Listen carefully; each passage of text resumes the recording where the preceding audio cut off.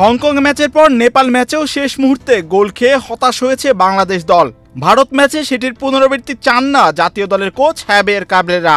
ম্যাচে প্রচুর চাপ থাকার পরও স্বীকার করলেন জয়ের ব্যাপারে আশাবাদী এই স্প্যানিশ কোচ। ভারতের বিপক্ষে শেষ মুহূর্তে গোল খেলে চলবে না, এ নিয়ে আমরা বিশেষভাবে কাজ করছি। রক্ষণভাগের উপর আস্থা রাখছি, সঠিকভাবে বক্স ডিফেন্ড করতে পারলে সমস্যা হবে না। নেপালের লো ব্লক ভাঙতে গিয়ে যে সমস্যা হয়েছিল, ভারত পদ্মা সেতু, মেট্রো রেল এবং এলিভেটেড এক্সপ্রেসওয়ে নির্মাণের গর্বিত অংশীদার বসুন্ধরা সিমেন্ট কে নিয়ে সেই দুশ্চিন্তা নেই বলে জানালেন কোচ। ভারত নেপালের মতো এত নিচে নেমে রক্ষণ করবে না, তারা আক্রমণাত্মক হবে, জেতার জন্য খেলবে। নেপালের বিপক্ষে আমাদের ভুলগুলো বিশ্লেষণ করা হয়েছে, দলকে মানসিক ও ট্যাকটিক্যালি প্রস্তুত করাই এখন মূল লক্ষ্য।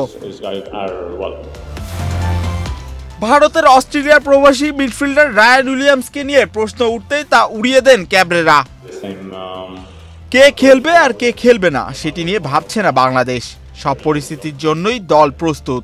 উইলিয়ামস না খেললেও ভারতীয় দলে আরও অনেক মানসম্পন্ন খেলোয়াড় আছে, তাদের মুখোমুখি হতে হলে আলাদা প্রস্তুতি নিচ্ছে বাংলাদেশ দল। ম্যাচটি কার্যত গ্রুপে তৃতীয় স্থান নির্ধারণী। ভারত না বাংলাদেশ, কার উপর চাপ বেশি প্রশ্নে ক্যাবরেরার মতে চাপ দুই দলের উপর থাকবে। বাংলাদেশের জার্সিতে 6 ম্যাচে 4 গোল করা হামজা চৌধুরীকে নিয়ে চলছে বিস্তর আলোচনা। তিনি উপরে উঠলে রক্ষণে ফাঁকা পড়ে কিনা এমন প্রশ্নে ধীর স্থিরই উত্তর দিলেন এই স্প্যানিশ কোচ। হামজার সব পজিশনে খেলতে পারা আমাদের শক্তি, সে কখন উপরে যাবে কখন নিচে থাকবে এটি আমাদের পরিকল্পনার অংশ।